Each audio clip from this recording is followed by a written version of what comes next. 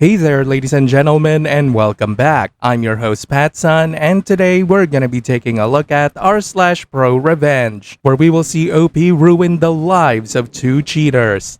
Let's begin. My best friend had sex with my longtime girlfriend, so I ruined his life. Posted by Reddit user Corby Land. Okay, so this happened a few years ago when I was in grade 12. I had this friend, let's call him Johnny, and a girlfriend, let's call her Karen. Well, I had been dating Karen for 3 years and we were both really happy, at least I thought.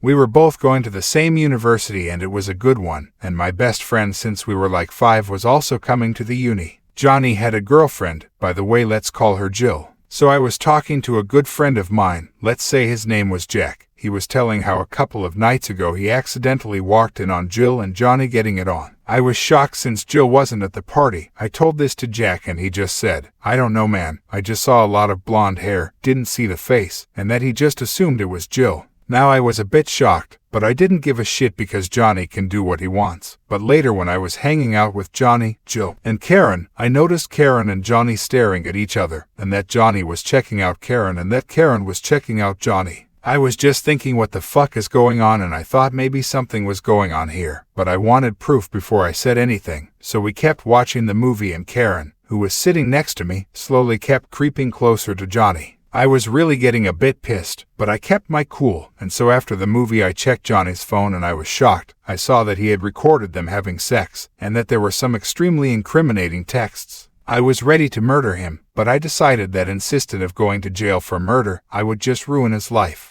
So I sent this video to every person in the school from his phone. There are like 5,000 people at the school, including the teachers, and I also decided to send it to the uni he was going to. The next day Johnny was freaking out and Karen was having like a mental breakdown, and Karen runs up to me and is like begging for forgiveness, that Johnny must have drugged her, but the texts I had seen went on for a long time. It looked like it had been going on for a while. I just told her goodbye and that she was a bitch. Johnny came up to me and said, "Dude, that video, it must have been edited. I would never do that to you." I just told him to fuck off. Obviously I got attacked a bit for being cheated on by my best friend, but what Karen and Johnny went through, oh my god. The principal called them in and I heard that they both were going to be expelled, that the university wouldn't be accepting them anymore. Jill got so pissed off and so I comforted her, and yes, we're married now. Johnny and Karen left the school that very day. It was a huge scandal for a bit, but people got over it and I didn't keep tabs on Johnny and Karen.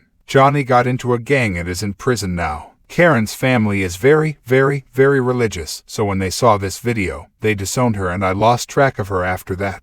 Me and Jill are happily married and have 3 kids, thanks Johnny and Karen. Well, I hope you enjoyed me fucking up 2 people's lives.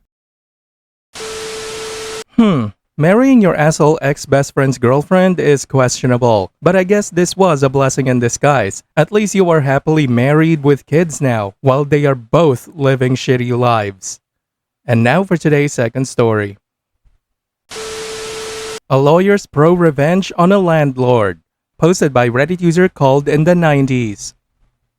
Landlords are assholes, generally speaking. Everyone knows that, but if you think residential landlords are bad, they're nothing compared to commercial landlords. Landlords of commercial buildings are some of the cruelest, nastiest people I've ever come across. This revenge tale is about a commercial landlord and how I dealt with him. Back in the 90 seconds, sometimes I'd go for lunch at this restaurant in the basement of our building. The place was called The Vault because it had a massive bank vault that had always been there, dating back to the days before the place was turned into a restaurant. The vault was so huge that they could seat a couple of tables in there, and you could eat dinner surrounded by rows of old, gleaming safe deposit boxes. One day I was there for lunch. The owner took me aside. "The landlord's driving me nuts," he said. The landlord drives everyone nuts. I was a subtenant in the same building, sharing space with an older lawyer, Aaron, and the landlord was always causing us trouble. I'd already had a few run-ins with him and we hated each other on sight. In most jurisdictions, commercial landlords don't need court orders to get you out if you're late with the rent.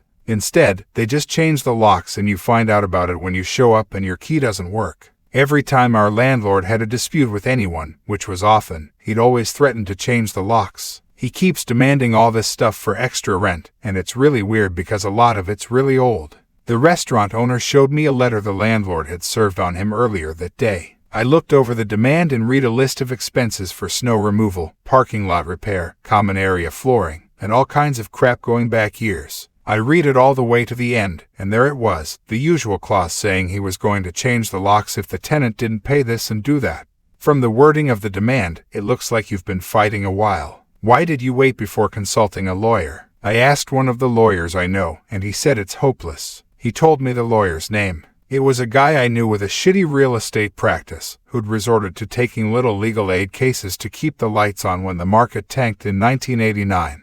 You do something to make the landlord hate you? I asked, because this is a bit over the top, even for our asshole landlord. He knows I'm moving the restaurant. I think he's trying to grab as much money as possible before I go. Plus, he's giving me grief over the vault. He won't let you take it with you. Are you kidding? It weighs almost 100 tons and I don't need it, but the lease says I have to remove it, and that I also have to restore the building to what it was before there was a vault. That would cost a fortune. The asshole landlord says if I leave the vault behind when I move, he'll sue. Send your lease up to my office and let me look it over, I said. I finished my lunch, and when I got back to my office, the lease was waiting for me. It was just as bad as the restaurant owner said. The lease was a renewal of an assignment of a renewal, the original documents dating back to the shortly after the Second World War, when a bank first leased the place and the vault was installed. Somehow, the landlord had suckered the restaurant into taking over a lease that left him liable to remove a bank vault at the end of term. No big deal, I thought. The restaurant can default, and all the landlord can do is sue a shell company. But when I got to the last page of the lease, there was a guarantee clause. The restaurant owner had personally guaranteed the lease, and he was on the hook for removing a vault weighing 100 tons and then fixing the place up. It would cost a fortune. The case was hopeless, of course, that was obvious right away. But then I thought about the asshole landlord with his demands and his threats and his rent hikes, and I asked my brain to do me a solid, which it promptly did. I picked up the phone and called the restaurant owner. I'm fucked, right? You're calling me to say there's no way out. That's what my commercial lawyer already said, but I just thought I'd ask. I can save you, but it's gonna cost. How much? $5,000 in legals, and another G-note for the agent. Agent? What kind of agent? Real estate. Send up a check, certified, and leave the rest to me. The check hit my desk in less than an hour. I went to Aaron's office. I need a real estate agent, I said. You buying a house? Nope. Selling a house? Nope. By this point I'd been sharing space with Aaron for almost 5 years and he knew me pretty well. You pulling one of your stunts again? He asked. Yup, but nothing that will get you into trouble. I know a guy. Aaron knew all kinds of guys and that's one of the reasons he eventually got disbarred. But he knew a guy. He gave me the agent's name and number and the next day I paid the agent a visit. I told him what I needed and we agreed to terms. I gave him some papers and the cash for his fee. A few days later I was again at the vault for lunch. The owner saw me walk in and greeted me himself. The landlord's here, he said. Why? For lunch and to be an asshole. Let's sit in the vault room so I don't have to look at his face. He took me to the vault room and with the door almost completely closed, we had a consultation while we ate pasta and drank red wine. We're making a demand on the landlord, I said, munching on spaghetti carbonara. Demand? What are we demanding? I pulled a document out of my briefcase and passed it to him while I sipped my wine. We're demanding that the asshole landlord release all the restaurant equipment, all the fixtures, the ovens, the freezers, the ventilation, everything you need to run a restaurant.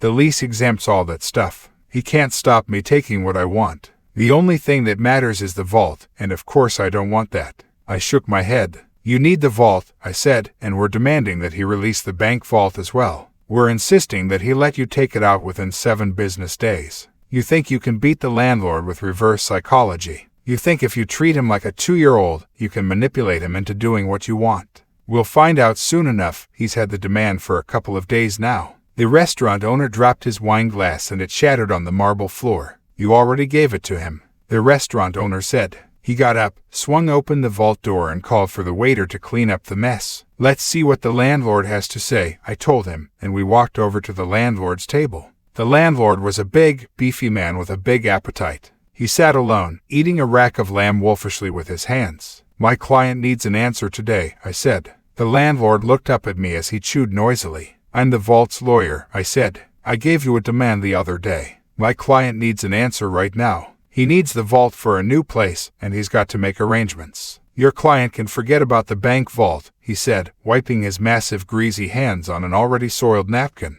But you can't do that, I said. My shock was feigned, but the restaurant owner's jaw dropped for real. The landlord laughed at us. I'm the landlord, I can do what I want. I'm gonna need that in writing because my client might sue, I said. Sue all you like, the landlord told me, sue till you're blue in the face. He told me that I'd have a formal response by day's end, and then he told me to go away and let him finish his lunch. When the letter arrived from the landlord, claiming ownership over the bank vault, I brought it downstairs and showed it to my client. How the hell did you do that? Trade secret, I said. The following month, the restaurant moved out and the place was empty, and that was too bad because I had always liked eating at the vault. Now the restaurant was in a new location 20 minutes away. They called the new place the vault, and they'd preserved the vibe of the old place. It was very similar, except they didn't have the bank vault. The bank vault, all 100 tons of it, was where it had always been, in the basement of the building where I rented space. I showed up for work a little after that, and Aaron collared me. The landlord's looking for you, he said. Oh yeah,